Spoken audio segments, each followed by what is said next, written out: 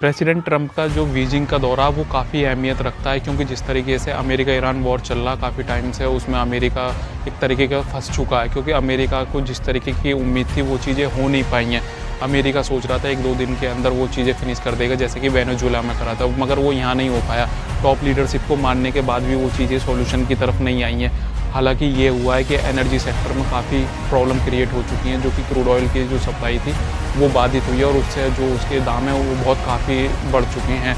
वहीं बीजिंग दौरा इसलिए भी खास है क्योंकि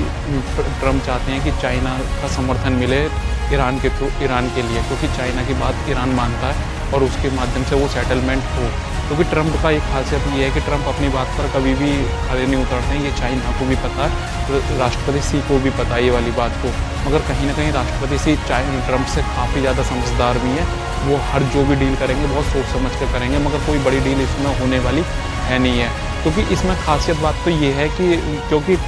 चाइना ये भी चाहेगा कि अमेरिका जो ताइवान पर अपना रुख चेंज करे, क्योंकि ताइवान जो है वो ताइवान को चाइना जो अपना ही एक वन नेशन पॉलिसी के तहत अपना हिस्सा मानता है, मगर ट्रंप का और यूएसए का उसमें डिफरेंट अपना एक ओपिनियन है कि ट्रंप जो है वो काफ़ी बार ओपनली बोल चुके हैं कि हम ताइवान को सपोर्ट करेंगे, मगर वहीं देखा जाए तो बिगड़ चाइना के कोई भी सपोर्ट के यूएसए भी चल नहीं पाएगा, क्योंकि चाइना जो वो मैन्युफैक्चरिंग हब है और एक्सपोर्ट कंट्री है, जिसके बिना पूरी दुनिया में इन्फ्लेशन हो सकता है और बहुत ज़्यादा, क्योंकि मेजर जो एलिमेंट्स हैं, मेजर जो